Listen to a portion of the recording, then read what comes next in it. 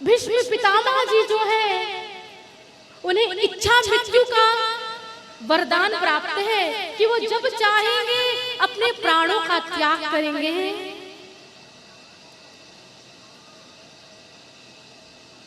इच्छा मृत्यु का वरदान प्राप्त है उन्हें। भीष्म पितामह कहते हैं, केशव अगर मेरे रोने से आए तुम्हें हंसी तो मैं रो रो के तुमको मनाया करूं। पिता, हे केशव, मैं तो यही चाहता हूं तुम सदैव मुझ पर प्रसन्न रहो, मुझ पर प्रसन्न रहो। अगर इस दशा में आपको सुख मिलता है तो मैं तो जीवन भर इस दशा में रहकर तुम्हें मनाया करूं। केशव ने कहा, पितामह नहीं, आपके कष्टों का समय पूरा हुआ। आपने का जो कष्ट था, जो भोग था आपका प्रारब्ध जो था, वो प्रारब्ध पूरा हुआ। प्रभु ने यह कहा इस प्रकार। पितामह कहते हैं, प्रभु अगर मैं अपनी इच्छा से मरा तो आत्महत्या होगी। हे प्रभु, मैं चाहता हूं आपकी इच्छा से मरूं। तो प्रभु ने कहा, ये समय बड़ा उत्तम है, माघ का समय, माघ शुक्ल पक्ष एकादशी उत्तरायण का समय। पितामह, ये सबसे पावन समय है। इस प्रकार केशव ने कहा। जब इस प्रकार कहा केशव ने, पितामह कहते हैं केशव से,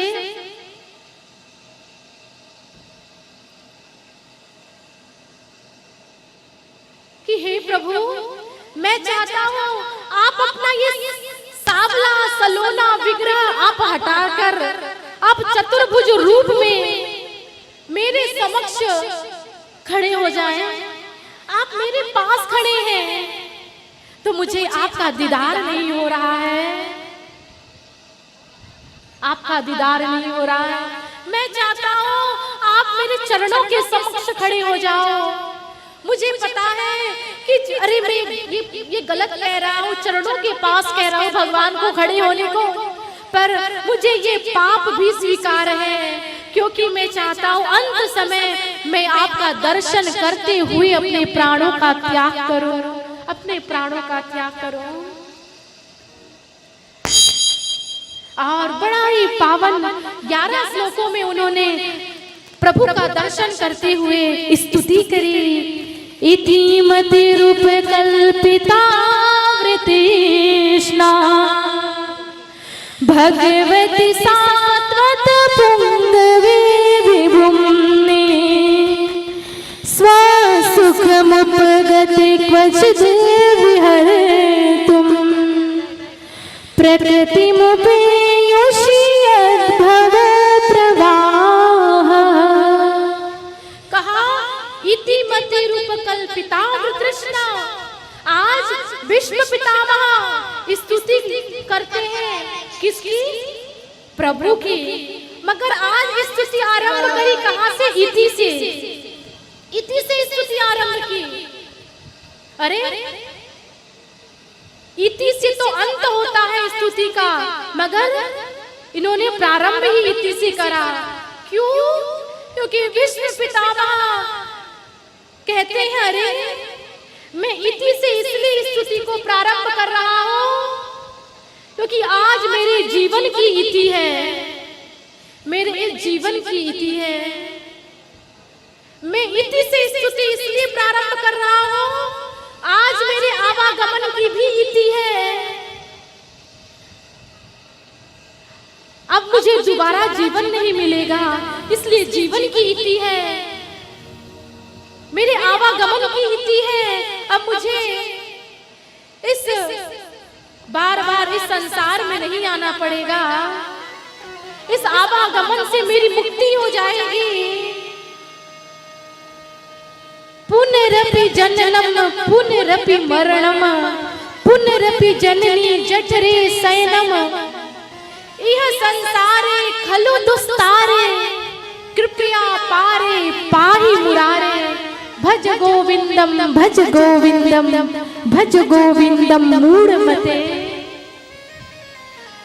ये आवागमन से मेरी मुक्ति हो जाएगी, इसलिए मैं इति से स्तुति को प्रारंभ कर रहा हूं।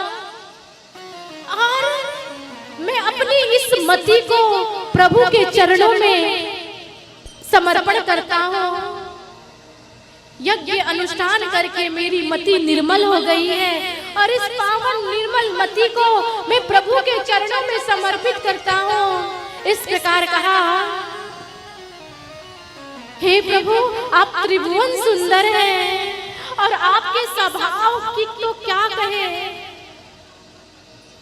आपके स्वभाव के बारे में क्या कहे। आप जिसे अपना मान लेते हैं उसके लिए तो आप अपनी प्रतिज्ञा को भी छोड़ देते, अपने प्रतिज्ञा का त्याग कर देते हैं। विष्णु पितामह जी कहते हैं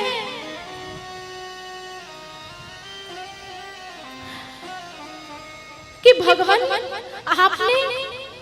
आप पांडव के साथ उनका साथ दिया युद्ध में। पति ने घूंघट उठाया, कहा दादा ये क्या किया, आपने तो मारने की कहा है, अब आप कैसे मारोगे, आपने तो आशीर्वाद दे दिया, अखंड सौभाग्यवती भव। आप अपने इस आशीर्वाद की लाज रखिएगा, अपने वर की लाज रखिएगा जो आपने वरदान दिया है। अच्छा, अरे तू कैसे आई यहाँ पर, यहाँ तो कोई और आने वाला था। तो द्रौपदी कहती है मेरा भाई है गोपाल, वो मुझे लेकर आया है। कहा गोपाल, कहा हाँ, तो बता तेरा गोपाल कहाँ है। और इस प्रकार वो लेकर वह जाती है जहाँ काली कमली वाला वो कन्हैया काबर ओढ़कर वह बैठे हैं वृक्ष के नीचे, वृक्ष के नीचे। और जब भीष्म पितामह ने देखा कन्हैया को, तो पितामह कहते हैं मैंने तो तुम्हारे बारे में सुना था तुम माखन चोरी करते हो, दूध दही की चोरी करते हो, मगर ये क्या आज देख रहा हो तुम आशीर्वाद की भी चोरी करते हो। किसी का आशीर्वाद किसी को दिला दिया।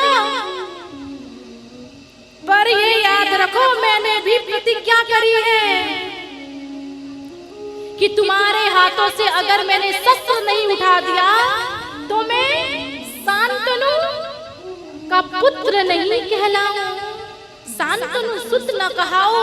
इस प्रकार कहा। तो इस प्रकार प्रभु चल पड़े। महाभारत युद्ध प्रातः काल आरंभ हुआ और यहाँ भीष्म पितामह बाण पे संहार करते जा रहे हैं, घुटने टेक कर बाणों को छोड़े जा रहे हैं। आज अरे भगवान श्री कृष्ण देखते, अरे लगता है इन्हें अपने आशीर्वाद जो वरदान दिया है उसे भूल गए क्या।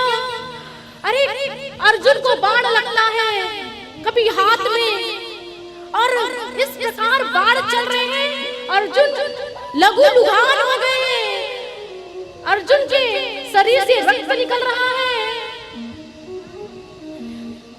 यहाँ भीष्म पितामह मन ही मन कहते हैं कृष्ण मुझे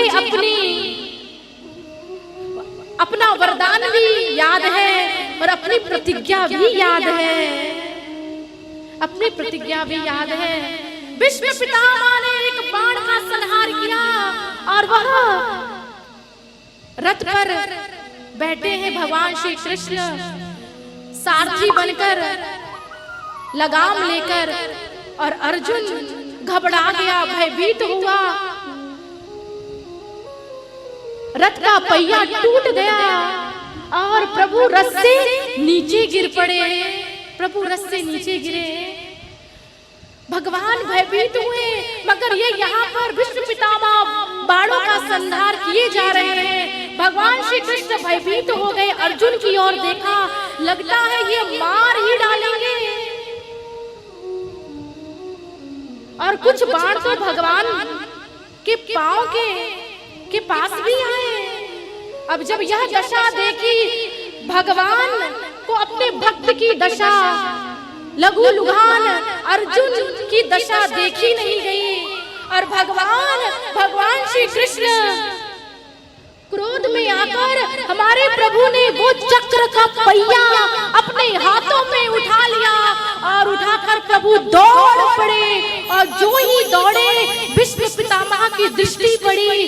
भीष्म पितामह ने देखा, अरे ये तो परमेश्वर मारने के लिए आ रहा है, और जिसे ये मारना चाहे फिर उसे कौन बचा सकता है। उसी समय भीष्म पितामह ने शस्त्रों को एक और रखा और हाथ जोड़ लिया। और जो ही हाथ जोड़ा, आज पितामह जी ने कहा, अरे केशव, क्या तुम अपनी प्रतिज्ञा भूल गए? क्या तुम अपनी प्रतिज्ञा भूल गए? तो जब इतना कहा तो केशव कहते हैं, केशव ने उस रथ के पहिए को प्रभु ने नीचे फेंक दिया और केशव ने कहा, डारी चक्र हरि हस पड़ो, दियो उत्तर ब्रजराज। दादाजी, आज मैंने तजी प्रतिज्ञा मोरी, तोरी प्रतिज्ञा काज। प्रभु उस रथ के पहियों को छोड़कर प्रभु हंस पड़े।